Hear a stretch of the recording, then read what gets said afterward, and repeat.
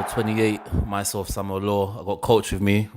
What you say, man? It's been a while, man. It's been a while. Weeks, man. Bro, people have been complaining that Samuel, the work rate is mad. Like, you can't just be teasing us 1 week ahead now. But, you know, we're trying to get there. I'm a work in progress, guys. You know, just stay on the journey with us and we'll get there. Yeah, man. So when was the last time because I think it was last. No, you know what? We didn't even do the last day of the season. That's why everyone was angry with me because I didn't recap the end of the season. But, you know, we're here now. So, yeah, we'll skip to the Champions League finals. So, Liverpool, you know, champions of Europe once again, 6 times. Credit to them. Well, did you watch the match? Yeah, I watched it, man. I watched it. What did you think about the overall kind of the game? Like, if you're like a neutral, you know, you're not English, you're like, okay, this is an English advert. What did you think about the game? I didn't think it was as boring as everyone was saying. Everyone was saying it was boring, this, that. I just think that the quality in the final third was just poor, especially from Spurs. But the build-up play, especially from Spurs, not Liverpool. Like, Liverpool was just going, like, you can tell Liverpool were fatigued from the start. They were fatigued from the start. Like, so fatigue, like they had 3 weeks plus listen, you can have that rest body wise, but I think mentally with a long season with the Man City chase and this, that's all mental fatigue at the end of the day. Then you have 3 weeks off when realistically it was probably better for them to play the week after or something like that, or 2 weeks off. Once it's 3 weeks off, then you're in holiday mode now when everyone else is going on holiday. Now you have to get back into an intense match and whatever. They played awful. Liverpool. They were just going from back to front, getting it to the front. But do you reckon because they scored so early? Like, I think that threw both teams off. Like, it was a gift as well. Like, Sissoko didn't need to put his hand out. It was just out of nothing. Boom, penalty. Not even a minute played. 1 up. Like, I'm not sure about Air Sissoko why his hand was all the way up there. I mean, everyone's got him. You know the meme that's going around with the Jordan sign. Saying that's Sissoko. Oh, no, I haven't seen that one. No, I haven't seen that one. With his hand here like that and then the Jordan. What was he doing? Like I know what he was doing, but there was no need for it to do it then because there was no one to point to direct. He's trying to direct someone, which I think is Trippier, to go cover this way and I'll put pressure on him and you cover. But it wasn't that sort of situation. He was going away from goal. Mane was going away from goal. So why are you pointing to somebody else to do? No, just worry about your job here. Like, it's their job to worry about what's behind you and stuff like that. So I don't know why his arm was there. That's a penalty at the end of the day. No one can't say it wasn't a penalty. But in terms of the game, I think Tottenham played better in the second half. Like, they controlled the game, but like you said, the final third, they were just lacking. And I don't care what no one says about. You can go back and talk to my boys or whatever. I already said if Kane starts, you're not winning this game. Told my dad if Kane starts. No. Wait, because I need to take a pause because I'm definitely one of the guys that I'm not convinced that he's world class. Where did you stand over this? No, I don't think he's world class. I just think he's overhyped. If you want English, just be basic. I'm gonna definitely check the records because I've been battling. It feels like I'm just out here in a lonely island by myself. No. With the whole Kane thing, I've already said it. When you won that thing with Ajax, yeah, and Moura scored a hat-trick, what more do you have to do to get into the starting lineup? Not only that, it's like you're not even fully fit. Like you're not even. It's not like, okay. So this is what I was saying during the game as well, yeah. Because before the game, I said it. Shout out Dots, shout out Stelios. They were all here, and I said Kane should not be starting because at the end of the day, my theory is that Moura, he scored a hat-trick to get there. Van Dijk would love to play against a half-fit Kane 100%. Because Kane's just going to be in front of him. He can monitor him.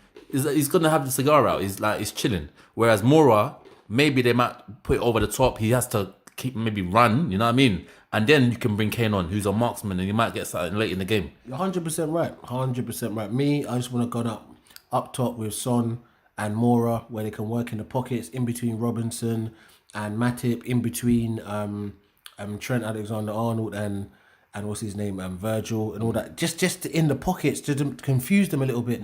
Guess what? 70 minutes, you need a goal. Bring on Kane. He'll give you a good 20 minutes. But to play him the whole match, you can clearly see there were certain times where Rose is crossing the ball or Trippier. Where normally a fit Kane is getting in them dangers, but he's not getting there, and he's clearly not fit. And guess what? This is where I remember we talked about Pochettino. Yeah. This is what. No. I'm not saying what direction you think I'm going to go in. When it was time to make that first sub, yeah, you can see in his face what he really wanted to do. What he really wanted to do was take off Kane. Yeah, and I said it during the game. I want to see if he's got them kahunas. Yes. Because it's clear that if anybody's going to get taken off the pitch, it should be him. Because what's so funny is, much as obviously we don't shout about him too much when it comes to Spurs right now, when Winks went off, they lost control of that midfield. Like when Winks went Ali off, had to drop deep. No, Ericsson dropped deep. Played in the 2 with Sissoko before Sissoko went off with Dyer or whatever. But when Winks went off, they lost control of that midfield. Winks was giving them a little bit of spark in there. Do you get what I'm saying? No, facts. But Kane, I was just wondering, Poch, have you got the balls to see what everybody else can see? And that is, Kane is not fit. But like shout out Dots, he was arguing with me yesterday saying, but at the end of the day, if Kane wasn't playing and they were losing 1-0 or they lost, everyone would be like, you had Kane back, why didn't you play him? No. Any real football person ain't blaming Pochettino for that. How did you get into the final? Kane weren't there.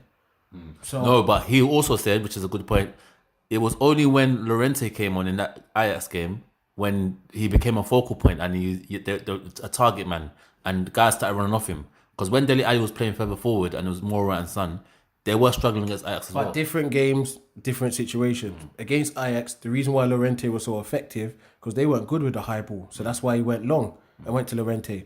You think you can do that at Virgil van Dijk? I don't think you can do that. He doesn't mind if it's on the floor, in the air, in the chest. He don't mind. As long as you're next to him, he will close you down. So putting Llorente up there or a focal point like Kane up there to say, oh, that's what worked for us at Ajax. It's a totally different defender that you're dealing with. He likes that sort of game. Do you get what I'm saying? He likes that sort of game. So for me, what Virgil van Dijk don't like, obviously he's not a perfect defender. No defender likes people in the pockets, low center of gravity. You saw when there's the second half where Son got into the pocket and he put his foot down and Van Dijk he looked like he lost him. But he recovered. His recovery is A1. And that's what it is. So for me, it was a big chance lost by Spurs. They weren't clinical enough in the final third. They had a lot of situations where it was 4v3, 3v2, this, that, and the other. Even a couple in the first half where Son had a 1v1. Like Son looked like he was playing with jelly legs the whole game. Like he couldn't get his touch, he couldn't get his control or anything like that. That was a big chance missed for Spurs for me. Eriksen's another one that I've been saying for many weeks now, like couple months. He hasn't looked good, if I'm honest. Eriksen he's looked sloppy the past couple months, and when they needed Tottenham to, when they needed him to step up, and a couple other players, it just seemed like in the final third, they did bottle it in a sense. Like they didn't have the answers. Like Liverpool, let's talk about Liverpool actually, because shout out Dex, he was here. He said, you know what, Liverpool actually set up well. Like in their shape, they set up very well, and that's why Tottenham couldn't really break them down. That's rubbish, man. They set up the same way. They got their 3 hard-working midfielders who's not going to provide the goals. Wijnaldum, Henderson, and Fabinho. They've been doing that the whole season. Whatever trio's in there, Milner, Henderson, they're not going to provide you goals, unless Milner's taking penalties and that. Their job is to build it through the middle and get it to the front 3 as quick as possible so they can do damage. That's what Liverpool's been doing the whole season. They didn't do nothing different. You saw they were even trying that. Like they were trying to get it out, but it wasn't working. What I'm saying is that the midfield looks so fatigued that Trent Alexander and them they're not even looking for the midfield pass. They're skipping them and going to Salah over the top or Firmino or Mane. They were just going direct because you could see the fatigue in that midfield. They wasn't out. That's why I said Winks and Sissoko was dominating that midfield, that they could not even get the ball in there to get it up to the front 3. So Liverpool didn't do nothing special tactically or whatever it is. It's just that what they did, it was a final and they won. Yeah. And that's what you do with finals. You need to just win. As much as I'm a Man United fan and I hated it with all my heart, at the end of the day, he's broken his duck. He's got his big trophy at Liverpool in his 4th season now? And what? It's his 4th. Third or 4th anyway. Yeah, third or 4th. Let me check it. Either way, 3rd or 4th. So for me, at the end of the day, well done to Klopp and whatever. As much as it tastes like vinegar in my mouth saying that. But so wait, is this the start of many trophies now? Because this was my fear. Even when they were going for the title, I thought once they break that duck, that's it. Well, it depends if they're complacent now. That's what it is with these clubs. It depends if you're complacent. Depends what United end up doing. Depends what Arsenal doing. Depends what Chelsea do next and whatnot. Depends right now what Newcastle end up doing as well. Do you got what I'm saying? Getting involved, and their new owner's going to pump some money in there as well. Yeah. So for me, obviously, with the Premier League being so tough, and even the Champions League still being so tough, you just don't know. But it's a good springboard for them. It's like now they get to finals, they won't have that doubt in their mind. If they had lost this one, If they lost this one, because that would be a Europa final, Champions League final, and another Champions League final. And then on the last day of the season, the Premier League, that's now wearing down on you psychological. But now they've got through that thing. That's why it was all about winning. It wasn't about playing that Liverpool champagne stuff they've been playing the whole year. It was about winning. So 2015 he came. So cause what's there more to say about Liverpool in terms of like, what do you think? Complacency. We're gonna see how they kick on now. Because now you've broken your duck or whatever. He knows the quality that he needs in that midfield, especially that midfield three, because that's not going to last for too long. But if you're the board, you've seen what Klopp is about. You've seen the projects. You've seen what he's done year on year at year. So would you give him more money? Has to, 100%. Yeah. You won the Champions League. You come second in the league by a point. And whatnot. There's clear signs that, when we give you money, you spend it well and you work with what you got. You've clearly shipped out and got in players that you've wanted over the past few years. We've been able to trust you. So when you come back at us and say, listen, we need this to kick on now, yeah? Klopp will now find out what the board's like. Do you get what I'm saying? Are the board just happy with that one Champions League win? Or do you want to kick on? Now even Klopp will be even testing the board. Like, I'm not trying to be complacent here. I'm not trying to just win one trophy. You've seen how close they came to winning that league title, yeah? You have to add... If he wants anything added to that squad, you're going to give it to him. You would think that. I'm saying you would think that in the ideal world, you would think that. But we don't know what these board members are thinking and all that sort. Me personally, from his record, since he's been at Liverpool, you're giving him money. He hasn't made no choices where it shows you're just wasting money and whatnot. So if he wants it, give it to him. Hey, let me ask you, yeah? This has actually came to my head just now. Liverpool, was it 2005? Milan... Liverpool when they came back. Which team is better? This Liverpool side that won the Champions League or that 2005 side with Gerrard the focal point? It's a tough question, man. Because if you're talking about attack, you would say obviously this current team, innit? But that Benitez side was like... they were... That Benitez side was very strong mentally. That's what I would say. It was a very strong... It wasn't the most gifted team, but mentally, they were very strong for cup competitions. Because they weren't doing great in the league or nothing like that. But cup competitions, I don't know what it was, but when it came to cup competitions, they were very strong mentally. But you know what? I'm giving it this current side because you got Van Dijk, you got Alisson now. You had Dudek there. I'll probably give this side the edge and whatnot. But also at the time as well, you had a prime Steven Gerrard, which is no joke, bro. That's what I was gonna say. This Liverpool side, what they need to add. Even Dot said this yesterday, a creative centre midfielder. Like even yesterday, you can see that they were, like you said, they weren't giving it to midfield. They were giving it over the top, yeah? And in that Liverpool squad right now, there isn't a centre midfielder that stands out.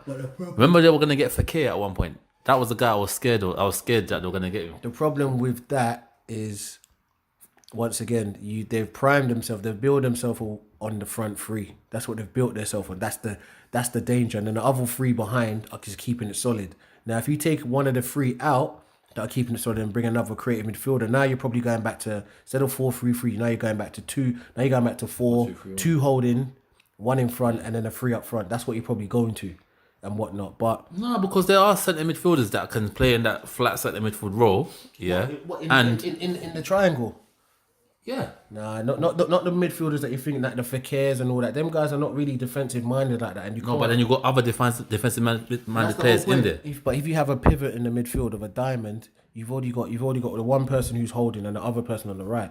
Whereas if you've got the flat 2, they can cover either way. If it goes to the left, they can cover left. If it goes to the right, they can cover right. So that person in the middle, that number 10 role, even if he's not great defensively, they've still got the 2 holding behind him and whatnot. Whereas if you play a 3, if he plays on one of the edges of the triangle, if he goes missing, that's one side that possibly goes missing, if that makes sense and whatnot. So, but we'll see what he does in the market. Yeah, once again, credit Liverpool. Yeah. 26 major trophies now, something like that. I was tired of United. I don't care, man. You do care, man. It's tired of Man United. I don't care. Listen. I didn't mind. If I had a choice to pick lesser over 2 evils, it would have been the Champions League anyway. Because they do the Champions League. They got a history.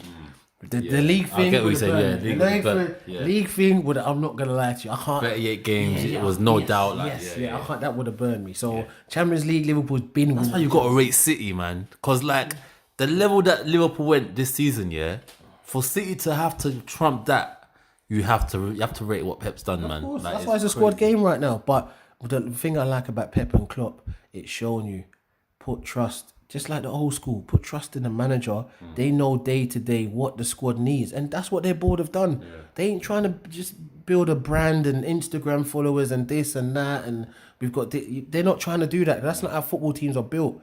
Do you get what I'm saying? It's all they're down looking to at it as a winning. business. Like, the thing is, Pep even called Klopp supposedly to congratulate him yesterday for the win. Tottenham, quickly before we come off this, where do they go from here now? Because they didn't spend nothing in the summer. Poch basically squeezed what he could get out of this team, yeah? Got top 4, Champions League final. I mean, first of all, is that an achievement in itself? Obviously, they didn't win nothing, but you have to respect what he's done there. I don't do the whole getting to the final and it's an achievement thing, and just, I don't do all that. So you're in the final. Bearing in mind with what the resources that... It don't matter. It don't matter. It's a cup competition. You've got there. You earn your stripes to get there.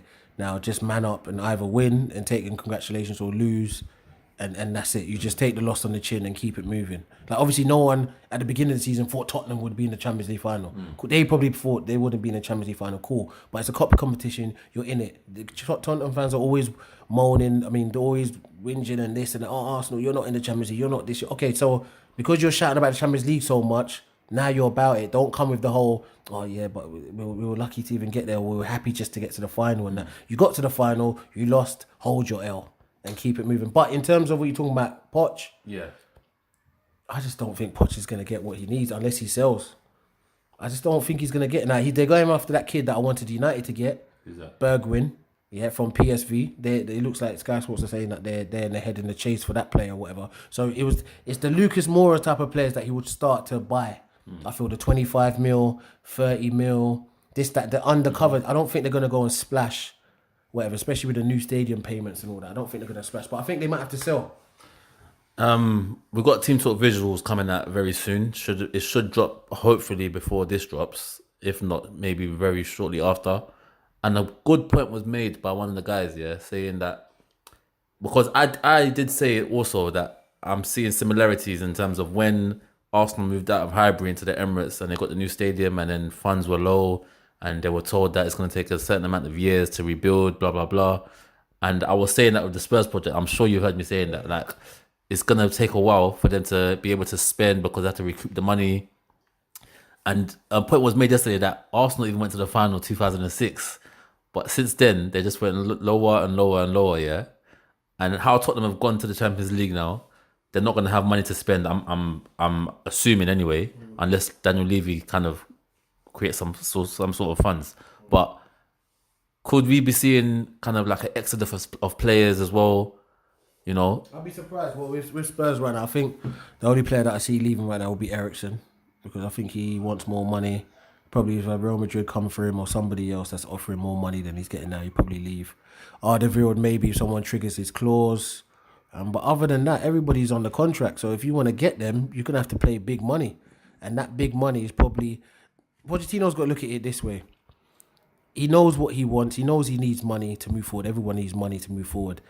Is he willing to sell one of his big stars? Like, are you willing to do a Coutinho to get an Alisson and a Van Dijk to improve your whole team? you might have to. But that's what I'm saying. Is he willing to do that? That's the thing. And who's the big player you're talking Kane, about? bruv. How much do you reckon Kane can go for? If Kane's about 150, no. Who will spend that? Maybe Real Madrid? I'm saying I don't know who's going to spend that, but what I'm trying to say is maybe you might have to do something like that in order to improve the overall quality of your squad at the end. Or you just got to draw for the Oliver Skips and Harry Winks at the youth teams and Foyes and whoever it is at the academy, and just make do, because he's good with working with youth players. But then you can't. But the ambition of Poch to me is, it looks like someone that he wants to win. He wants everything, yeah. But Poch knows what he got himself into when he signed that new 5-year deal.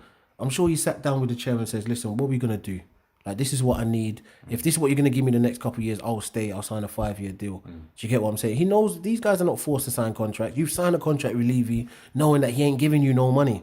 So if he's not, Or maybe he has promised him money. That's what my whole point. That's why I think maybe he signed that contract and whatnot. So, but the next couple of seasons is going to be very interesting to see. Like you said, what's the stadium? You're now fully in the stadium now. It's not half, a few games. You're fully now. Interest payments are now coming. at the end of the day. You got to pay back that stadium. Let's see that's why it's going to be a big summer for a lot of clubs. It's going to be a massive, massive summer for a lot of clubs for different reasons. And Tottenham's reason is, do you have the money to spend? Yeah. Yeah, cool. Europa League, man. I know it's a while now, especially by the time this comes out, but we still got to talk about it. We haven't discussed it. Did you watch the game? Yeah, I watched it. What did you think about that? It was just poor all around. Wait, it's good though, actually. 4 English teams, man. That was English domination. Listen, United are not in it. I don't care about this 4 English teams. United are not in it. So, but yeah, that final was poor. I mean, that Everything about it. Everything about it was poor. When I'm hearing fans can't make it, then even a couple of my Arsenal fans, ticket holders, are just like, yo, they're charging us over a bag each to take me and my kid, this, that, and the other. I'm just like, but there's no flights there, and you got to go to Kiev to get to. It's just why? I tuned in, and it looked like, because I watched at the start of the season Arsenal versus Chelsea in, I think it was Shanghai, wherever they played. It looked like a replay. It looked like a pre-season friendly. That's what it looked like. And then it looked like they were pumping noise in that stadium as well. That's what it looked like. And a lot of stadiums do that when the atmosphere is there. They try and pump noise so it goes through the cameras and all that. It was at 11 p.m. At local time. It was just a poor final. It was a poor venue. It was a typical Arsenal crumble situation. Yeah, let's talk about that. Let's talk about Arsenal. So Arsenal, lifeline. We didn't get top 4 on the last day of the season. Now we have a lifeline. Chelsea's already got Champions League. One-off game. We win this. We're back in the Champions League after 3 years or 2 years. And then there's no intensity in Arsenal. There was no. Same with Spurs in the Champions League final.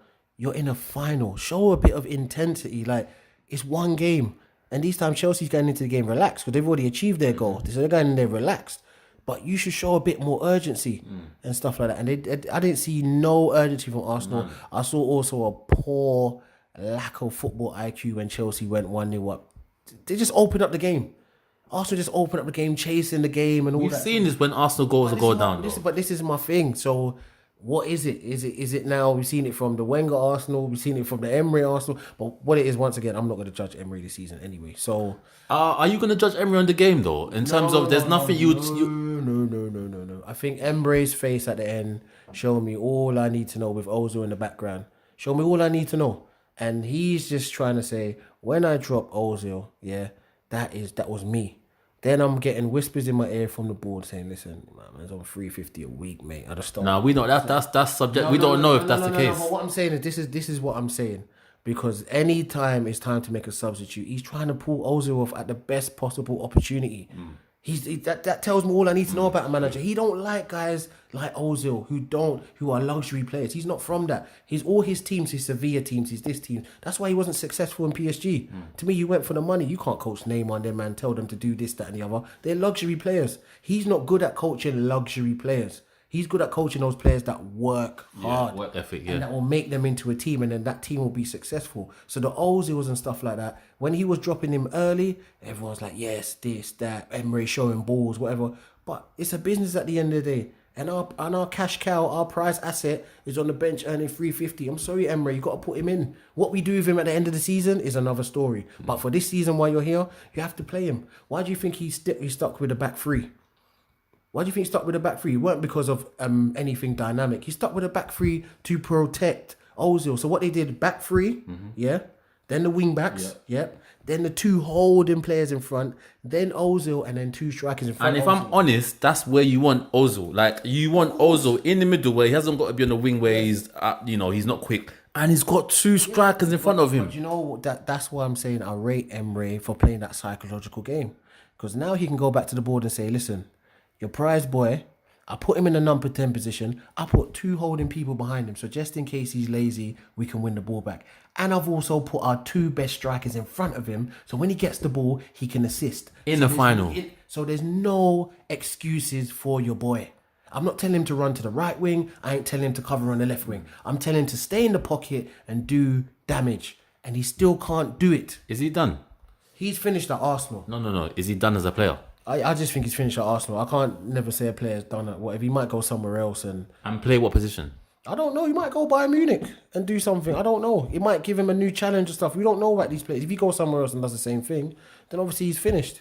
But for me, I think We've seen him in that German team in the Euros World Cup. at the end, he's won the World Cup, so no one can't say nothing. Euros. Yeah, he's won the World Cup. So when it comes to the international thing, he's already a legend in Germany. But even in Germany, they've dropped him. I don't think he's even in the German squad But anymore. that's different though. He might not have the motivation for the Germany for the whole political thing that he took the picture of the Turkish president and all that sort of stuff. That's all political. But in terms of football wise with Germany, he's done his thing. You've won the World Cup. There's no higher honour than the World Cup. But what do you do with Ozil now? So he's on 350, still under contract. He's got to go out on loan. He has to be at that club. If he's there next season, yeah, because Arsenal ain't going to spend no big money. When you go on loan, does the parent club, who pays your wages? Is it half? Either one. It could be the club. It could be the club that's loaning you, or you do half and half. So you pay half, and the other club will pay half. Yeah, it might go to Germany. That's a good call. Yeah, or let's do Italy. that. Maybe. Yeah, like Conte. So So Arsenal no Europe then. That's it for them. Aubameyang.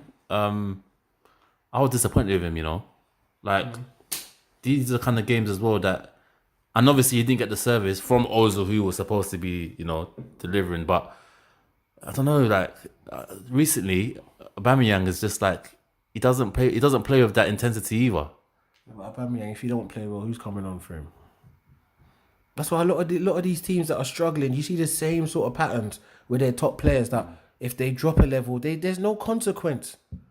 What's the consequence of Aubameyang not playing well? Who's coming on? Nketiah. Do you got what I'm saying? Willock.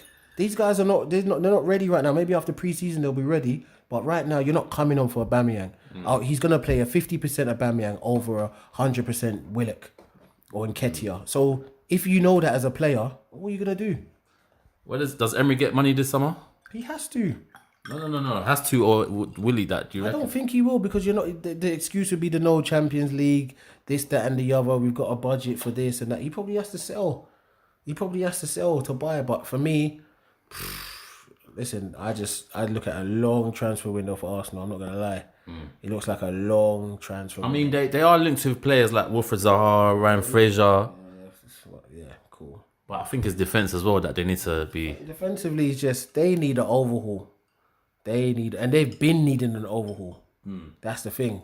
So we'll see what happens to them. But I think they're gonna struggle the most in the summer in terms of getting signings. I think so anyway. You reckon? Yeah, I think so. Chelsea. So Sarri, has had a up and down season to where, the media, like things they've been reported, training ground bust ups. There was even supposedly a bust up the night before the final with David Luiz and Higuain. Obviously the Kepa situation, fans, booing him, people criticizing his style of play, Sarri ball. He got top 4, got to Europa League final, won it. Did he get to another final? Yeah, they lost to Man City. Yeah, Man City, League Cup final. How do you think Sarri's first season's gone in England? It's been decent. No fireworks, anything like that. But I just don't think he's the guy for Chelsea, man. I think temperament-wise, he's very similar to Conte as well. Which is why I'm surprised they got Sarri in. He's very confrontational. He wears his heart on his sleeve. Do you know what I'm saying? When he's not happy, he will let you know he's not happy. He's not one of them managers that will keep it in the house. He will let you know that he is unhappy. And sometimes as a leader, you got to keep things, you got to mask certain things. Things might be going on inside, but you got to mask certain things. I don't think he's got that sort of temperament or mentality. So for me, I think he should go on a high. I think he should just go to Juventus. One season? Go to Juventus, man. He prefers Italian football. You can clearly see it in his demeanour and everything. The English football thing is not for everyone. It's not for... What Chelsea... If he's done that in one season, in the turbulent season, then why not back him? Let him have his system. That's the problem there. They've already gone and bought Pulisic without him knowing. The guy came to the press conference and said... I forgot about that. Pulisic, we signed... Okay. That already lets you know what's going on. Forgot about that. He might not have liked Pulisic, but that tells you all you need to know. Why not go back to your homeland? You know the league very well. You're not going to be up in the press like you are in England and whatnot. And Chelsea, for me, they need an English manager, someone like a Lampard or someone like that. Oh, so you're part of that Lampard should come No, to it's Chelsea? not a wave. It's not a wave. But I'm just saying. I'm saying they've done it so. They've run through so many managers, so many foreign managers, that they need someone who's willing to be there through the tough times too. It's not someone that's willing to be there. It's the board that are willing to have them as What well. I'm saying is that the managers start to run out. That's the thing. Listen, right now, Abramovich can't even get back into England. So the last thing he needs to be doing is, sack this manager, sack that manager, sack that manager. I'm not even there. Do you get what I'm saying? I'm not even allowed back in the country. I'm not even there for whatever reason. For me, that's their next move. Their next move has to be a manager that can build a team. But isn't that what Sarri's trying to do, though? That's what I don't understand. Like, Stelos is a Chelsea fan, yeah? How can you build a team when you're not buying your own players? How does that work? But what makes you think Lampard's going to come in and get his own players either? No, but what I'm saying is that Lampard will hold more weight at Chelsea if he was to come in, because he wouldn't. Why? He wouldn't come in with the notion of Marina's buying my players. He will already know what Chelsea players are supposed to be like in his image when he was at Chelsea. At the end of the day. But wait, was Pulisic the Chelsea kind of player? But they bought him anyway. No, Pulisic is a good player. But what I'm trying to say is that deal might have been done basically knowing that Hazard is going. Do you understand what I'm saying? That might, it's not a direct replacement for Hazard, but we need someone in there. Do you get what I'm saying? Plus, that was also business as well with the American market. We all know that you can find better wingers than Pulisic out there, but that's also the American market that they're trying to break as well. So that was a business move as well. But for me, sorry. Stelios is a Chelsea fan. Hacks, shout out Hacks, is a Chelsea fan. Now Hacks is saying, it will be harsh to let Sarri go, even though for the whole season he's been saying Sarri should go. This is bad football, blah blah blah. Stelios has been like, you know what? We have to keep this guy because this guy. Why? No, but his reasons are that this guy, he will actually be able to build a team. Like, look at what Liverpool's done with Klopp, what Pep's done. Like, allow him to do you know what I'm saying? And if in his first season he's done this, what can he do if he's given the chance? I get what Stelos is saying, but the reality is that he's not them foreign managers that get brought in by Chelsea. Listen, from time Mourinho couldn't even build his own team at one point, and he won back-to-back champions. Do you get what I'm saying? It takes a certain image of the club. It takes a certain person. Like, you think Lampard's the best probably manager out there to take over Chelsea? No. He'll be a yes man. That's what I think. It's the opposite. He won't be a yes man. Otherwise, I just don't even think he even comes in. Because what's the point? You're gonna fail anyway. If Marina's buying your players and you're Frank Lampard and you know more football than Marina, you're going to fail. That's what's gonna happen. You're gonna fail. And Chelsea's come to a crossroads where I told you before, their project is now failing. Man City have overtaken them with the money and the football. Before it used to be Abramovich's pockets is killing everyone, yet dominating it. That model does not work anymore because there's other guys with money now. That's why I said even keep your eye on Newcastle for the next few seasons and whatnot. There's guys coming into the Premier League with money. So that Abramovich project, he needs to now veer it off somewhere else and think more long term. Because he was thinking short term, pump money, get a manager 2 years, sack him. Pump money, get a manager 2 years, sack him. That can only go for so long. Hazard at the end of the game, it's almost like he was saying farewell. Like, I've done this for you guys. I won. It's been a good one. So where is he going first of all? Real Madrid, right? Oh, he's going Real Madrid, 100%. How do you think he does? He does well, man. It's a new challenge for him. Hazard's got a good, strong mentality. I think he's just an entertainer. I think it doesn't matter what stadium he plays in, what club. He just plays the same way. He's just like that. He's just one of those type of footballers. So for me, he's not that top echelon footballer, but he will go to Real Madrid and he will stamp his authority down. I think Zidane likes those strong mental players. That's why he don't like Bale, because he's weak mentally. So you think Hazard's strong mentally? Definitely, 100%. Because he just plays.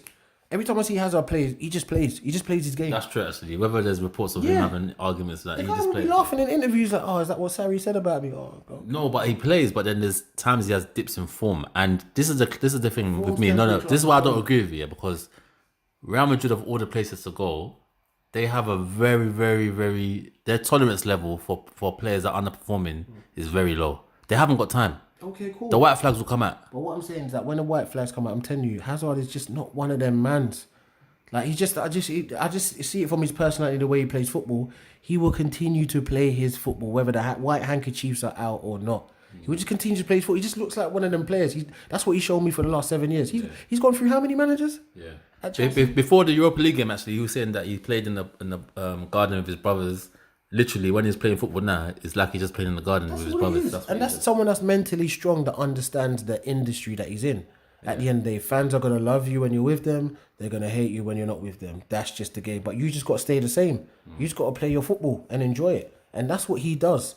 He never looks to me like a player that's stressed on the pitch or the pressures get into him. He might not turn up in certain games and whatnot, and he's a bit quiet and stuff. But with him, his always form's temporary, class is permanent with him. So he's a class player, man. Any other transfer news since we're on the Hazard transfer to Real Madrid? So you definitely think he's going though, yeah? There's no chance. Yeah, of staying. 100%. I think he's going. I think Pogba. With the transfer ban that they can potentially be getting, Chelsea.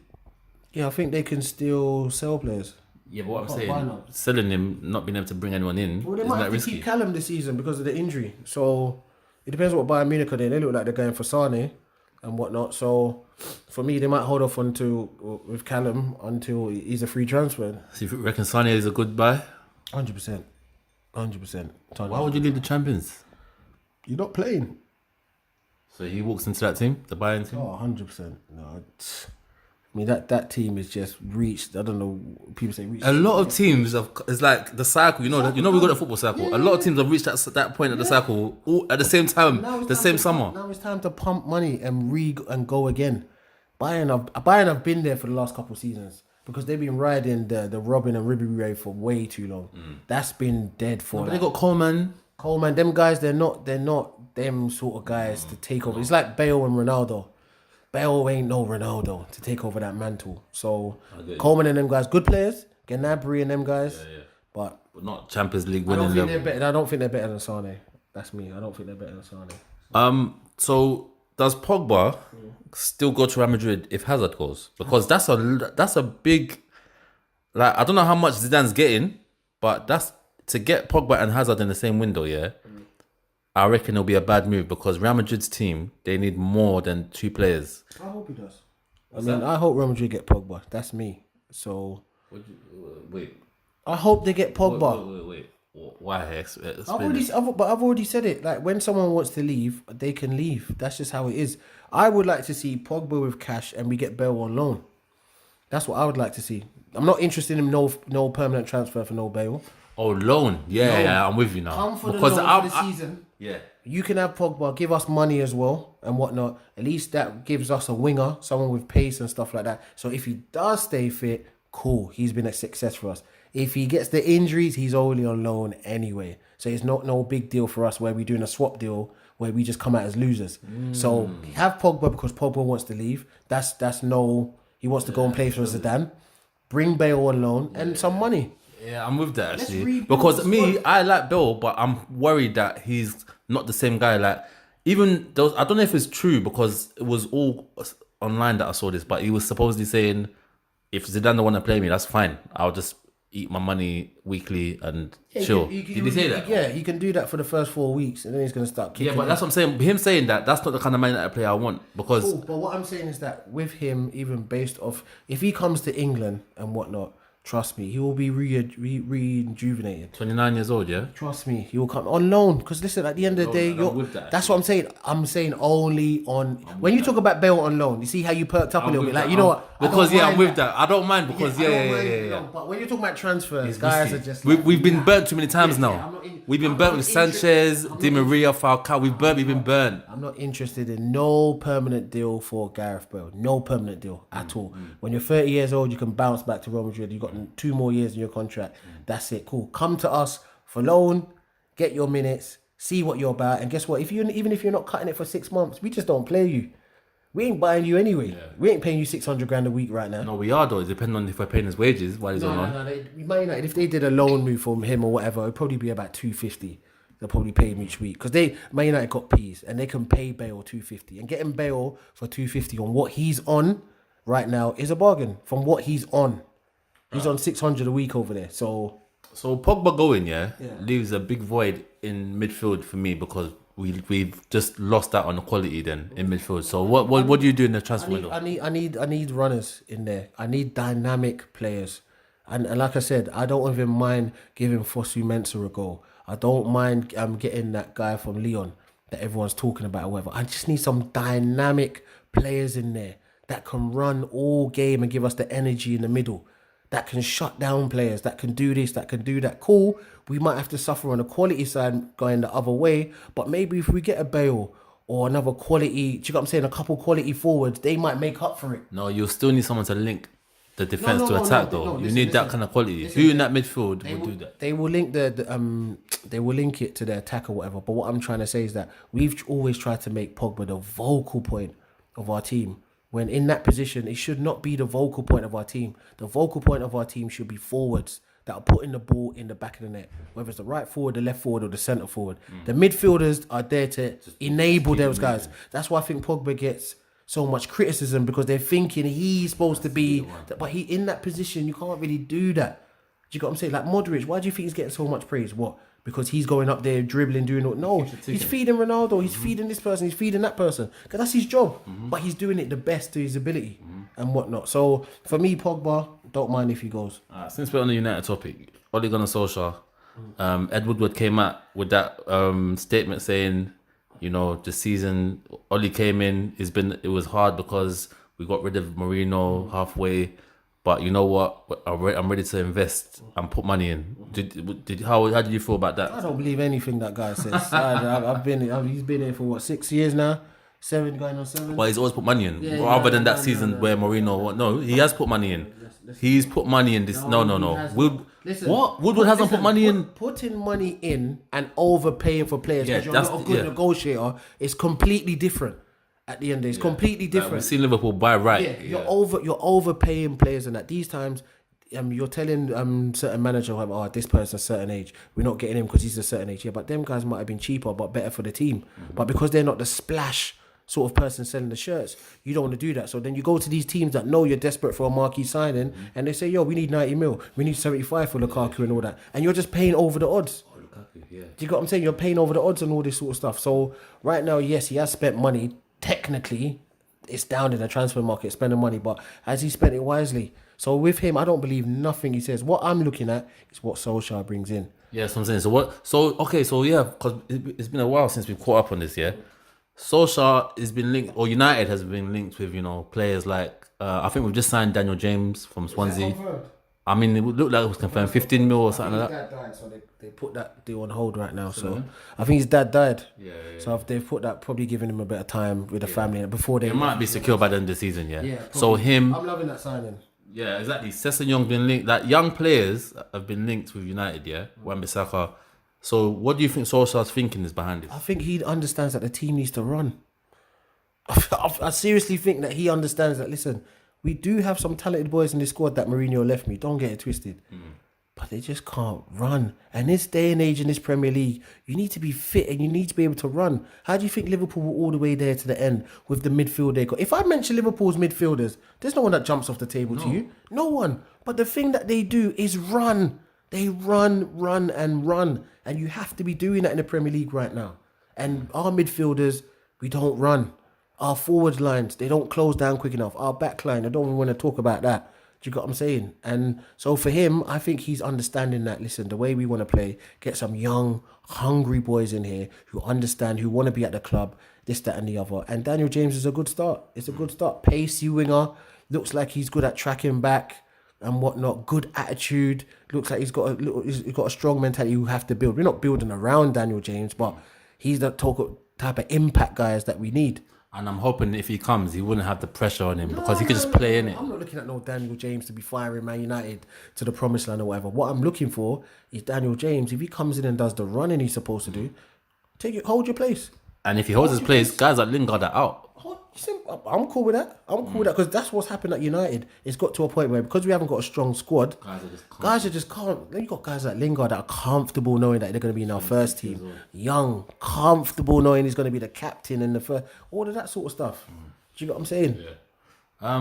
Lukaku's been rumoured to supposedly I don't know if he asked to leave. I think United said he can leave if he wants. What he's done, he's gone and he knows they wanted to sell him, but he's spun the story on Serie A is my dream to play in. Well, Serie A is... Because he didn't want to look like he got sold. Yeah, and Serie A is at the all-time, one of the lowest of lowest in terms of competition within that league. So he probably had a conversation with Man United, probably had a conversation with his agent, said, boy, listen, Ollie, he's not trying to make you look bad or whatever, but I don't think you're for him, whatever. So if you can try and get yourself a move, we're more than happy to play ball and whatnot. How do you feel about that? Because I remember over the season, you and I have battled. You say Lukaku. I don't want him to go.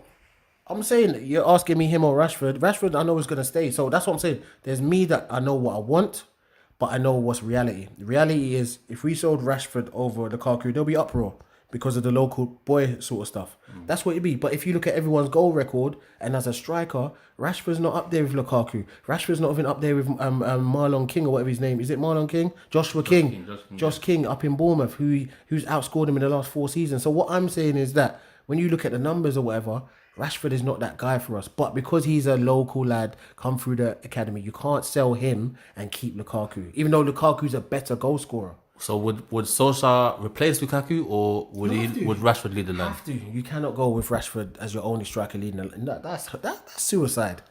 That is suicide. Now I did and I have said that our best pure finisher in that Man United team is Anthony Martial. But he's too lazy. He's too lazy, Samuel. He's too lazy. The boy can be whatever he wants to be, but he doesn't want to be. He doesn't want to be. He's a fine example of someone that relies on their talent. Samuel, how many guys do you know that you grew up with that are footballers, talent-wise? But you don't get to where you got if that's not the case, If though. he grew up in this country, he wouldn't be where he's at right now. Because of the part of France that he grew up in, all that sort of stuff, whoever scouted him and coached him and whatever, they saw the talent in him. He's so good. When he wakes up in the morning, he makes the first team. That's how good. That's how much talent he's got. But for him to be that world-class talent, he's got to put the work in. And right now, he's not doing that. And Solskjaer's seeing it. So what, does he stay or leave? He's got to stay. I wouldn't sell Martial, no way. I would not sell Martial. But what I would do, once again, it's a squad game. Put pressure on him. Yeah. Listen, Daniel James and these guys that are coming in, if they're more hungry than you, yes, you got 10 times better talent than them, but if they're more hungry than you, they're going to play for Man United. And that's what I want to see. I want guys scared at training. I want guys going into training thinking, yo, I have to perform. Yo. And that's what happens at City. When we talk about Sane always on the bench and that, man, Sane can walk into our team. Can we borrow Sane for a few games maybe? That's what United fans are saying. But he's on your bench. You know why? Because you're putting it in the squad that, yo, I don't care who you are. We've got such a strong squad that if you slack, the next man will take your place and he will take it well. Does Lukaku bag goals in Italy? Oh, 100%. 100%. Lukaku's a goal scorer, man. He's a goal scorer, but this Man United stand of play that Ollie's trying to go for, does Lukaku fit in there? That's what I'm saying about if he leaves, that's cool with him. Things probably had a word with him on the side to say maybe how I'm trying to play, you won't be that striker. No point in going out there embarrassing him or whatever. Have that quiet word with him. Spin the story how you want to spin it. Say Serie A is your dream. When Conte gets signed to Inter Milan, he will buy you. Simple. It's not a problem. Conte wanted him before, so why not? Alright, well, just summer to follow, innit? We'll see. We'll see, man. Alright, man, enough football, man. AJ. Well, go on, man. AJ let me down. Everyone knows I'm an AJ fan. Of course. Well, that's why I'm happy you're here. But I'm not going to do the bandwagon thing and start jumping off the bandwagon because the guy lost to Ruiz. That's good. I'm not interested in all that. I'll just see the fight. I'll analyse the fight how I saw it. At the end of the day, he was in trouble from the first round. I don't know what happened, but he was in trouble. From the first round? From the first round. When I'm seeing Ruiz walking you down, Ruiz was walking him down in Which the he doesn't. When I saw Ruiz's highlights, that's what he does. That's what I don't care what Ruiz does, bruv. You're the champion. You're AJ. You're there for everybody to come and see. That's where everybody's coming to see. They ain't come to see Ruiz. Oh, did you watch that fight as well? No. Oh, very good fight. Katie Taylor. Yes. It was very controversial. A lot of people said that she should have lost. I don't watch them things there. But yeah. I don't watch them things there. That's not. I'm not getting out of bed for that. So, yeah. So basically, with AJ, for me, the fact that Ruiz walked him down from the first round, I said, nah, man, this don't look right, man. Like even the shape of both of them, and you're not a counter puncher, AJ. You're a person that imposes your figure on people. But alright, so this is what, because shout out Michael as well, like this, I just don't understand, yeah. AJ's attributes, his size, the jab, like the reach. Why don't you model yourself? I'm not saying copy and be a carbon copy of him, but why don't you model yourself on someone like Lennox Lewis, where he used his jab, to, find a range, and once he found the range, couple rounds in, he went to work. why was AJ kind of? It looked like AJ was kind of ducking to Ruiz's size. Obviously, he's got to load up the. No, you don't have to. To load up the power shot with his size, he has to at some stage at the end. He has to get. That's why they always admit tall fighters that they hate fighting little fighters. But I'm saying with him, I'm saying psychologically, as soon as the bell went, to me, he's a replacement fighter. Yeah, no one really knew about Ruiz or whatever. Impose your style on him. Let him adapt to what you're doing. Straight away from the first bell, he's adapting to what Ruiz is doing, because Ruiz is walking you down, hunting you down and all that, and you're backing up, and you're not even doing your jab properly. There's no head movement. You're not doing your jab properly. He's never had head movement. But this is what I'm trying to say. So if you're not doing that, I'm thinking, my brother, like you're kind of letting yourself down here. Like you're letting people that saying that you're this and that, you're giving them a reason to. A lot of people in America, they feel that Wilder is the true heavyweight champion, obviously because he's American. And when AJ made his debut yesterday, people like Charlemagne, like they're all not convinced. They're casual fans, but they're boxing fans as well, man. They weren't convinced. They were saying AJ is overhyped and he's gonna get found out against Wilder. Listen. Now, for him to get found out on his US debut against Ruiz, like you've lost your titles, bro. That lost the titles thing don't really mean nothing especially when you have an immediate rematch. You've got a chance to win it. It's not like I have to go now searching for it or this, that. He's got an immediate rematch to put it right at the end of the day. But for me, I told you my biggest thing was psychologically, he let Ruiz think that he was better than he was, walking him down. The Americans, Charlemagne and all these people, whatever. Because when Wilder and all them guys are on their set, they don't put it on Wilder. They don't say, yo, you keep talking about Ortiz and this. We want to see you fight Joshua, fam. That's what us Americans want, to see you as an American fight Joshua. We don't want to see you fight Ortiz. We don't want to see you fight Fury again. No, but he was telling them that he was trying to get the Joshua fight. This is what I'm saying. But Samuel, come on, man. You know this boxing thing for a long time. And he signed a free fight deal beforehand. Okay. Samuel, he signed a free fight deal. We all know that mandatory is look at the Dylan White situation. If that don't tell you that the politics in boxing, no one else will tell you. He's supposed to be the number one contender to fight Wilder. What happened after that? Oh, you got to fight Brazil in an eliminator to see who's the thing. Next thing you know, Brazil's the number one contender now. Brazil fights Wilder. Whoa, hold up. You just announced that me and Brazil are going to fight to see who fights Wilder. Now all of a sudden because guess what? Wilder don't want no smoke with White either. They don't want that smoke with White either. So my whole thing is Wilder talks a lot of crap. So that's why I'm not a Wilder fan like that. I respect his boxing thing. But for me, as when he's talking to Charlemagne and all that, they don't put it on him like they would put it on AJ. Right, let's go back to AJ though. So round 3, AJ rocks him. He drops him. It looks like, cool, finally. Because before that, it was like, whoa, this is not really looking good. AJ doesn't really look good. I said that to the guys watching it live. I said, he doesn't really look good. So when he drops him, I'm clapping. I'm like, yeah, boom, formality now. And then I saw glimpses of AJ vs Klitschko where he rocked him and then he started unloading and then he gets tagged. And once he gets tagged, it's almost like AJ does not he doesn't know what to do anymore. He just starts covering up. Like, what I'm saying is it's gonna be very hurtful for me to say it, but AJ is very, and I'm seeing enough evidence now. He's very much like Amir Khan. Ooh. He's becoming that, and was one thing in boxing, well, a lot of boxing trainers saying the stuff you can't teach is that's a chin. And I just don't think he reacts well when he gets tagged. We saw it even in the Dylan White, even though everyone was like, oh, obviously it was a personal thing, so he was going in there firing like it's a street fight. No, he got tagged in Dylan White's thing. But isn't this heavyweight boxing though? No, everyone's got hands. It's heavyweight boxing, but Ruiz went down. Do you get what I'm saying? Ruiz went down too, caught flush on the face, but somehow he got a Mexican chin. He got up, regrouped, and done his thing. I've seen on too many occasions right now with AJ, when he gets tagged, it looks like it's all over for him. And it's the same with Amir Khan. When those guys, it seems like he's got the Khan sort of tendencies that when he gets tagged, like you said, his whole game plan looks like, oh, this guy's going to lose. Like straight away, one tag, he's going to lose. He's just going to lose. We're not seeing no sort of IQ, boxing IQ. That's why I was very vexed about his corner. Very, very unhappy with his corner. Because when he went to the corner, he's asking stupid questions, obviously because he's dazed. Oh, what shot did I get hit with? Number one, if I'm your trainer, AJ, you need to shut up. yeah, and listen to what I'm saying. Don't worry about what shot you got hit with. That round is gone.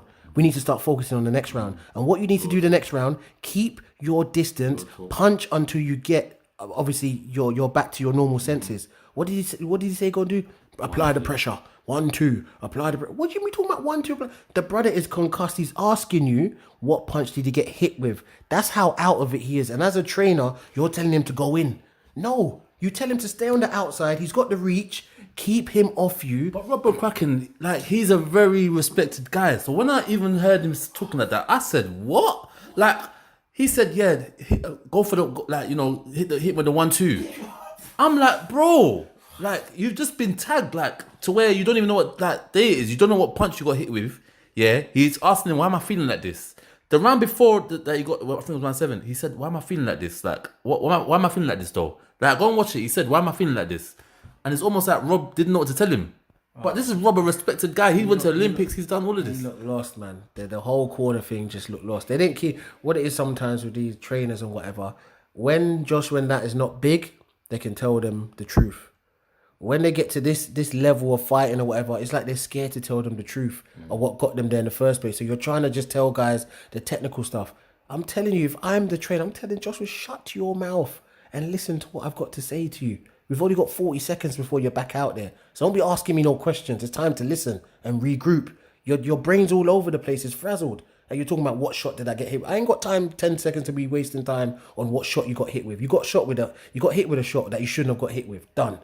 It wasn't even a fluke. Like, that's the worrying thing. You know, like, if you got hit with one punch, you'd be like, oh man, you know, he just wasn't with it. Like, he got knocked down 4 times. Like, he got dominated because of the first one. This is what I'm trying to say. Where I think he's got equilibrium. The Khan effect. It's psychological that when he gets hit and he gets tagged, it literally is he's off his feet. Then he looks gassed. Then he looks. It's just. It just like, yeah. So like with the Klitschko fight, when he rocked Joshua, yeah, I was the one that was saying if that was anyone else, like not anyone else, but if that's Wilder, Joshua's not seeing that round, the end of that round. No. But Klitschko let him breathe. Ruiz, even though he let him breathe, he kept on walking him down and he kept on going to the body, he kept on working. So yeah. Because probably at that time, AJ's probably seeing 5 Ruizes in his face. These times you're dazed. And like I said, he asked the question in the corner, what shot did I get hit with? That is telling me someone that doesn't know even where they're at. Like psychologically, he's not even saying what. So for me, at the end of the day, very poor IQ from AJ. Even afterwards pissed me off, man. Like, I was about to get to that. What do you think about... Afterwards pissed me off, man. I was just like, listen, brother. Like... He's trying to save face. It's heavy. No, it's heavy. We all know you're humble anyway, so ain't no one going to be over... Like, it's not like a Mayweather thing where if he lost, oh my days, the whole world would be on him. Like, I told you, he's this. Glad he lost.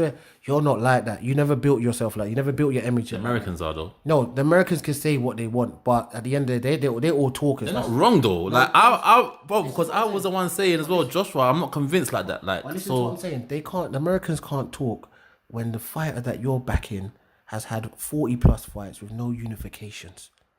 So I don't want to hear from American fans. That shows me you don't know about boxing. We're talking about Matt that's having his 23rd fight at the end of the day. But they're also talking about the present. The present is this. Listen, we can talk about the present as well, but you have to also talk about the whole picture at the end of the day. If Wilder came in here right now and said, yeah, I'm trying to get a fight with AJ, he's scared of me. Oh, so that means we must now go and announce that AJ is scared of him. That's not what it is. Let's look at the whole story. And the whole story is that is his 23rd fight as a professional at the end of the day. You said it yourself. Heavyweight boxing, one punch, you're gone. At the end of the day, one punch and you're gone. So for me, I was very... Going back to the reaction at the end of the fight, I was just like, AJ, I don't want to see that, man. Everyone knows you're humble. Cool. But what you need to do, you need to get on the mic. I don't want to hear from Eddie Hearn. You need to go and sit down over there. I'm going to talk.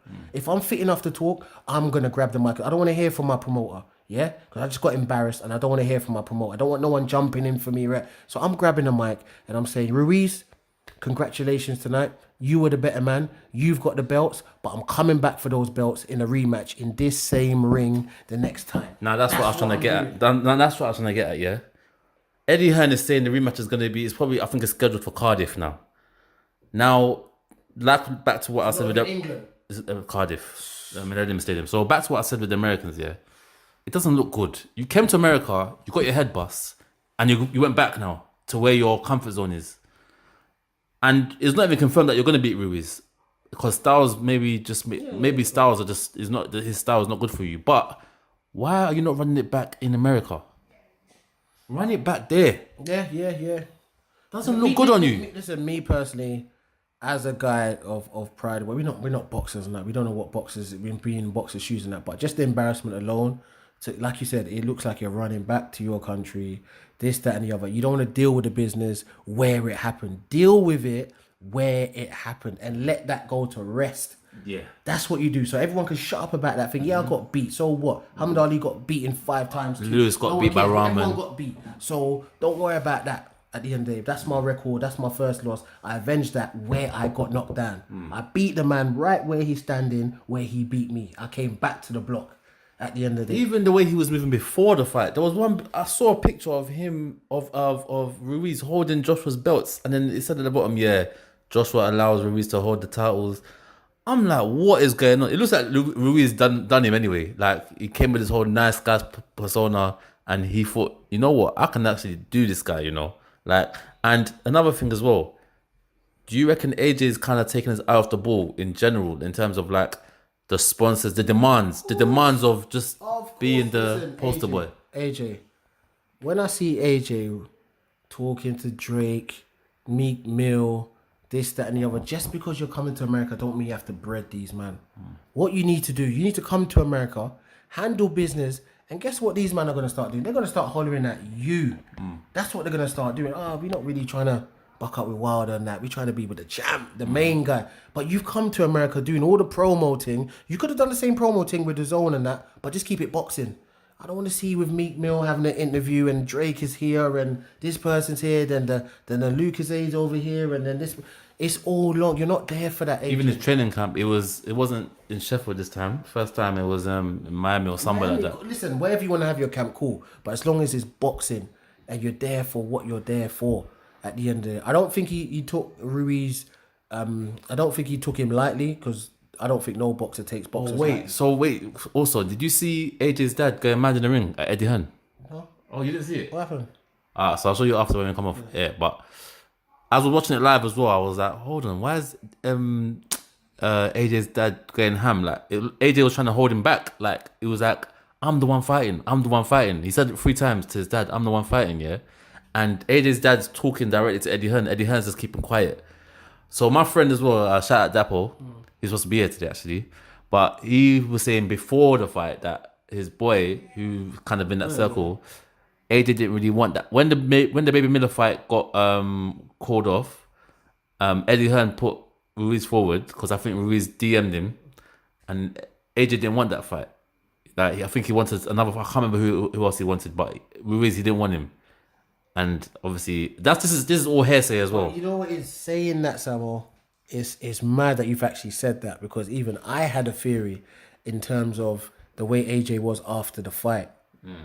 I literally feel like after the Miller thing got cancelled, I don't think he wanted to be in America. Yeah, because if that was a lot of fighters, they're calling it off. I'll be real. I don't think, and I think Eddie Hearn's gone back to him and said, mate, we've had so many people that book flights, this, that. We cannot be going back to England, whatever. Because the reason why I say that is this. When he finished the fight, Ruiz was having his interview. He then said congratulations to Ruiz and tried to bust out of the zone. Yeah. The zone guy was grabbing him like, yo. You had to come back. He's like, nah. So I thought he was just busting out the ring. Yeah. Next thing you know, another shot came in when the zone commentators were talking. Who was he talking to? Sky Sports. AJ was fully in. I see the Sky Sports microphone in his face talking to Sky Sports. So I was like, Like, it's not that you just didn't want an interview at all and you wanted to bust out, but you're giving Sky Sports the interview, but you're telling the zone, like, yo, I'm out. So I just thought he was going to go to the back. Yeah. But then when I see him in the ring chatting to Sky Sports, like, live, like, and he's not like his body language was like, yo, I'm trying to get out of the ring. I don't want to talk. He was there like he usually talks.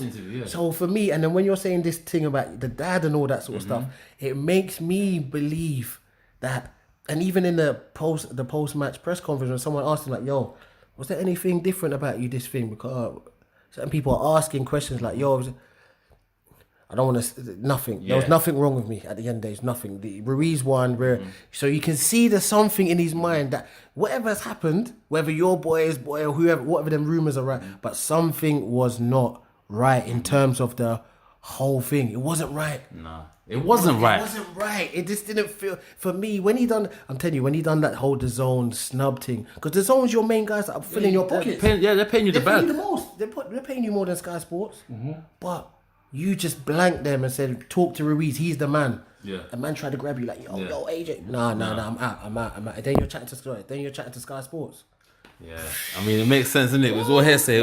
I think the truth will come out, and even the comments on YouTube it's only comments, but they were saying Eddie Hearn and AJ are gonna fall out soon. Because even another thing that I thought of was when AJ was on ESPN, yeah, and he was like, "Nah, I'm fed up with all this. Me and Wilder can talk, no promoters." And when he said no promoters, I thought, right, like what? He's not even trying to have Eddie Hearn around. He's saying me and him will talk, no promoters. Saying he said, she said. I'm tired of that.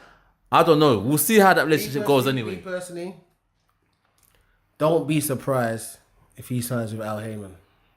Alright, let's talk about Al Heyman quickly, yeah? Don't be surprised if AJ signs with Al Heyman. Wait, trust me. Al Heyman right now has got the titles. He's got Wilder and he's got Ruiz. What do you mean? Because the rematch is there. No. You only got the titles. He don't have no power to say Ruiz. You can go and fight someone else. Okay. The rematch is automatically. It's just up to AJ. He wants to trigger it. You know, if it wasn't there, he's just gonna feed Ruiz to Wilder. Wilder will be undisputed champion. They say Ortiz pulled a hamstring, so Ruiz, you step in there. Hey, feed him, bro. That's why when Ruiz won and he said, "Oh, thank you to Al Heyman," I was busted up. Yeah. Because I was just like, Al Heyman's probably sitting there thinking, he's laughing now, but I wish he did the rematch clause. Obviously. To get the fight anyway, every champion has to have a rematch clause. Any champion that doesn't have a rematch clause is the stupidest person. How do you see that fight going? What? The rematch. What does AJ change? How do you listen, I think for me, AJ will deal with him. That's how? I want to know because I'm genuinely... Because I feel right now you're always gone. That's number one. You've been tagged so many times that really, AJ, to me, you ain't got nothing to lose right now. If he loses this... No, listen. When I mean nothing to lose, I mean in terms of you don't have to worry about your you don't have to worry about another Klitschko tagging and that. You just got to go in there and just know that we all know you don't do good with the tagging. So I don't need to worry about getting tagged. Cool, if I get tagged, I get tagged. Cool. But I need to go impose my will on him. And if he imposes his will on Ruiz and backs up Ruiz, he'll deal with Ruiz. He will deal with Ruiz. Look at even when he knocked him down. It's only because you got complacent, went inside, and you tried to slug it out. Don't go inside, AJ. You're not about that life, bro. You're not about that life. I'm sorry. Don't stop going inside with these fighters because once it's all good and well, you're getting your shots off. But once that one comes back, because Ruiz is one of them guys, yeah. When he gets hit, his reflex is to swing back, and once he touches AJ starts covering up. Like, don't do that, bro. Just get me. Fight the way you fight, innit? And that's when he got complacent with that first knockdown. He thought, just go in there, complacent, fight on the inside, swing. But when you're swinging, we all know heavyweight boxing. All it takes is one good swing to clock you, and that was it. 4 knockdowns. But what does this do for the heavyweight, the trio? No, the triangle. Now someone's lost. Actually, tell a lie. It does do something. Because now... I do really believe, now unless AJ puts his foot down, I do believe if he wins them titles, there's going to be no fight in America with Wilder. That's what I do believe. If he wins the title. The first fight will definitely be in the UK. 100%. It'll be in the UK. Now remember before, he wanted to get the fight done so desperately, he was even talking about coming to the US to fight Wilder. We'll fight in your back garden. Because of this, I think if he wins the belts back, there will be no... first Wilder fight in America. Now, it will be in the UK. But having had this loss and the manner of the defeat and the opponent that you got defeated, does he still have that bargaining power? Of course, he has that bargaining power. If he wins the rematch, we just start again. What's Wilder gonna come to the table and say? Oh well, you lost to Ruiz, yeah, but we're not here for how many you've lost or whatever. It's what I'm bringing to the table, what you're bringing to the table. I'm bringing 4 belts, you're bringing 1. So automatically, I'm ahead of you already. Do you know what I'm saying? So automatically, I'm ahead of you already. It's them belts that he needs. Once he doesn't have them belts, you got no leverage. If AJ loses that rematch here, what happens? If AJ loses that rematch, he's just gonna have to fight for whatever. It's mandatory. He's gonna have to go through the. If he loses that title, yeah, they are gonna mess. Because from what I've been seeing and what I've been hearing, and that Eddie Hearn is quite difficult in terms of he knew AJ was the guy. So in terms of negotiations and that and it's rightly so, they were kind of pulling the strings. If AJ does not win that rematch here and he has to work his way back up the ranks here, trust me, it's not. He's going to be hard to get them major fights. That's why I said. So he has got a lot to lose that rematch. No, AJ doesn't have much to lose. What I'm saying is that don't be surprised if the brother goes to Al Heyman. Do not be surprised, people. Trust me. Do not be surprised if AJ at one point says, you know what, I'm going Al Heyman. And then guess what? If he does go Al Heyman, you see the whole of the American thing change their tune. You see Al Heyman bigging him up. Look at the same thing they done with Pacquiao. When Pacquiao's at Bob Arum's side, yeah, Pacquiao don't want Mayweather. He's difficult to work with. Right? Once he's a free agent and came to Al Heyman, look at him now. Oh, you can get the Broner. Oh, you can get the Furman. Raw. So you lot can make these fights so easy now. So basically, it's just they don't like Hearn. They don't like Arum. They want to control the narrative. They want to control everything. If he came to Al Heyman, AJ, you would see the whole narrative around him change. Oh, he's a great guy. He's a great boxer. He reminds us of Ali, this, that, and the other, and then build up the Wilder fight. How do you see that Wilder fight going now? Haven't seen AJ lose, and it might have been an off day. I'm not saying that is because AJ's a good fighter, man. Yeah. But how do you see that going? I think the AJ fight. I think the Wilder fight would be easier for AJ than Ruiz, for the simple fact that psychologically, when you go into the ring with Wilder, you know what he's bringing. He's bringing that one punch. It doesn't matter what round or whatever it is. Once that one punch hits you, that is it. So he's going to be so over cautious about that one punch. Which messes up your game. No, but with Ruiz now, you're going in there on this. He's a replacement man. Look how his body looks. He's not really knocking at mans like that. If I just maybe catch him and he goes down and I'll just finish off. Psychologically, these men are still humans. They're not robots. Do you know what I'm saying? But knowing how Wilder is just devastating mans with the knockouts and that, when he comes into the ring, what are you thinking as AJ? Knockout. You ain't thinking no points. You're thinking this guy's coming here to knock me spark out. Not 3 or 4 times, but one punch spark out. That's what he's going to do. So to me, psychologically, I think AJ will be better prepared for the Wilder fight. Of course he will be. You'll be more alert because you know.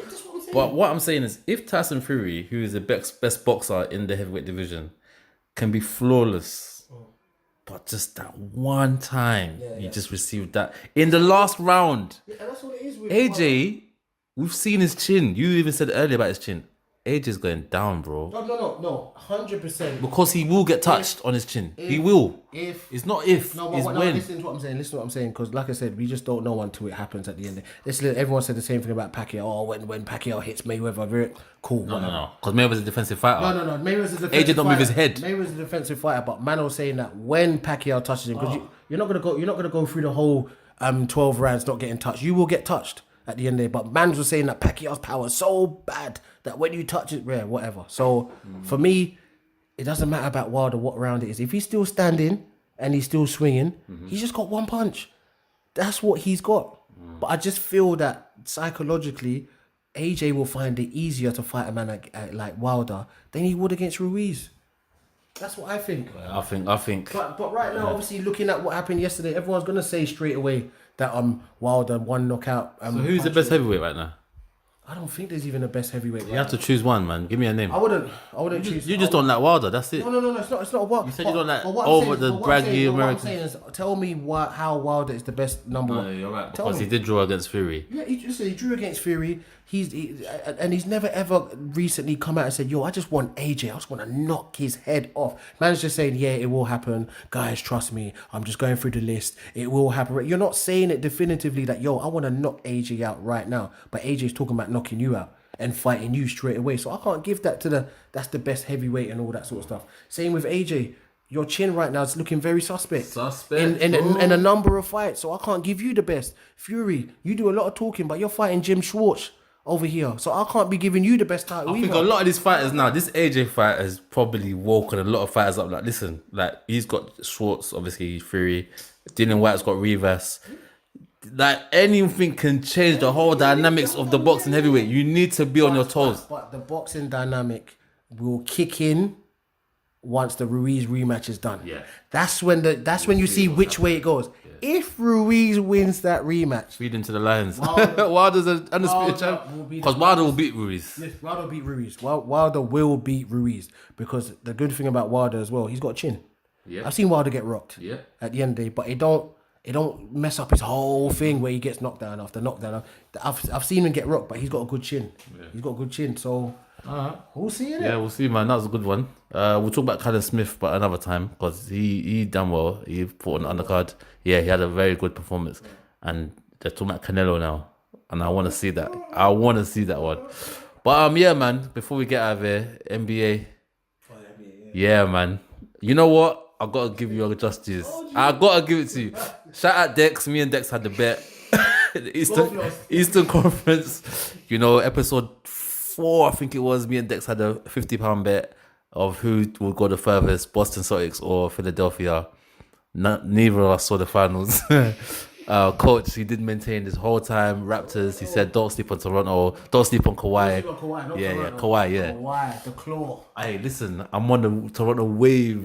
I'm on the Toronto wave. No, the thing is, yeah, obviously my team's out, innit? So Golden State, I respect them. And Steph Curry. You still want them to win again. It's not that I don't want him to win. I think I'm in love with the Kawhi story now. Like, if I didn't know his father passed away. Like, the way he is, his demeanor, even when they won the Eastern Conference, he didn't want to lift the trophy. Like, the fans were... Cornrows and like Kane Rose and that cornrows, whatever you want to call it. Like, listen, he's old school. He just gets on with his basketball. He's a man. And what I like about it is that how they tried to treat him last year, about his faking injury, he quit on his team, this, that, and the other. When he got traded to Toronto, he's taking them straight to their first ever finals. That's a G.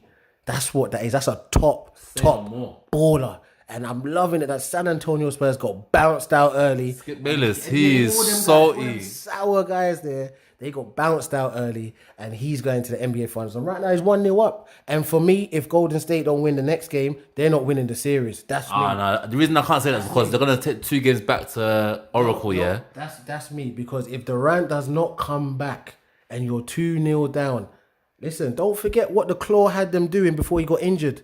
The San Antonio Spurs, they were winning by 23 points before he got injured in that game 1. Remember the Western Conference Finals, the Italian San Antonio Spurs. People forget about that as well. The Claw is no joke, you know. He didn't even play well in game 1, you know. But it's not that he didn't play well, yeah. Like, the numbers show that he didn't play well, but he knew they were going to double up on him.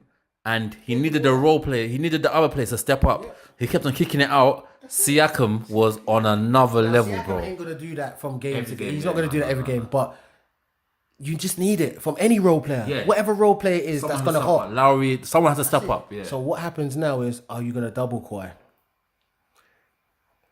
I mean, you still take the gamble. You still double up on him because the other guys might not deliver. That's the whole point. The good thing about role players like Siakam stepping up, now you're making Golden State think. Do we double him up all the time? Sometimes, because if you guys start getting hot, we're in trouble. Like, because he will still do his thing regardless. He might not do his thing as much to what he's usually doing because we're doubling up on him. But if you role guys are hitting shots and he's going to be doing his thing, we're not going to win this.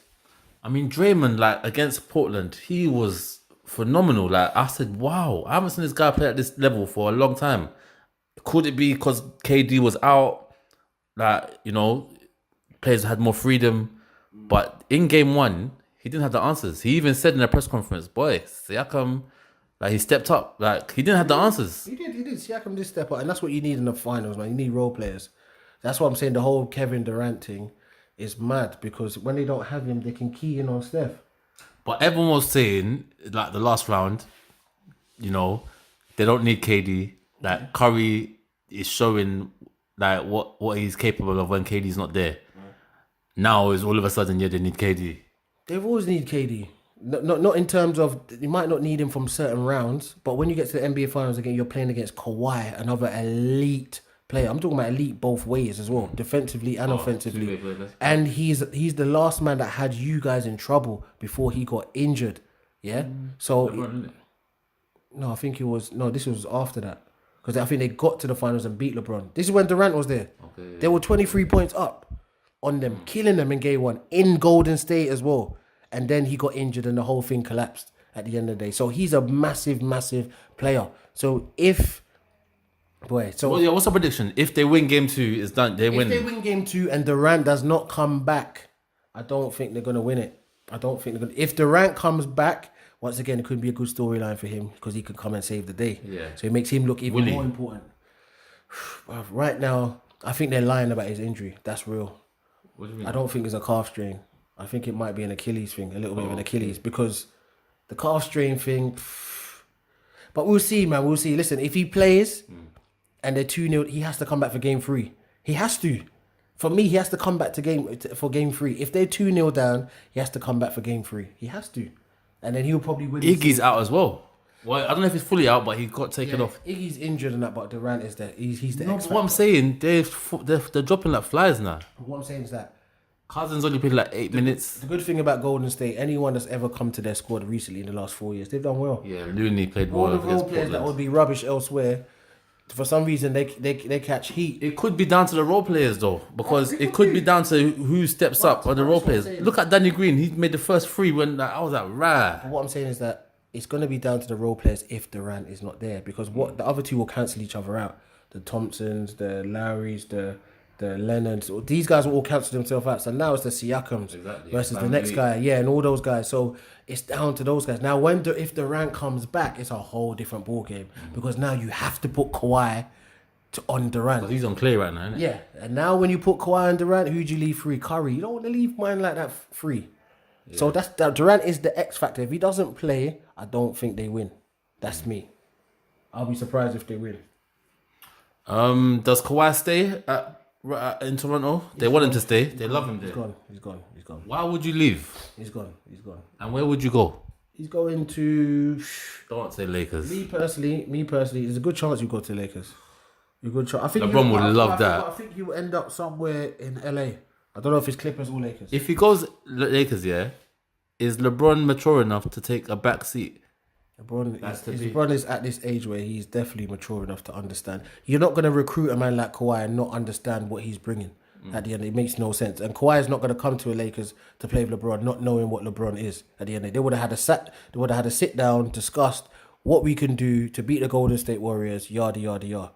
At the end of the day, but I still think Anthony Davis will go to the Lakers. That's what I think as well. So if you get Anthony Davis, Kawhi, and LeBron, that's a wrap for me. That's a wrap. Even if Durant stays in Golden State, that's a wrap. What if Durant goes Knicks with Kyrie? Then probably they end up in the finals if they put the right people around them. Yeah, that's what will probably happen. Maybe he might go to the East and see what's going on there. Well, we'll see. I don't know when game 2 is. I think it's on tonight. Is it tonight?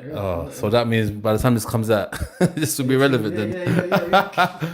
But yeah, man. This has been a good one, man. We'll see how it goes. If I'm active, we'll be here next week. I know this stop start is killing people, man. It's my fault, but we're gonna get it right. Even the Team Talk Football Show, I'm trying to get that back as well. We'll get there, man. Guys, I appreciate the support. I appreciate the the love you guys are showing, and stay blessed. Have a good week. See you next week, hopefully. Peace. Peace. Peace. Peace. Peace. Peace. Peace. Peace. Peace.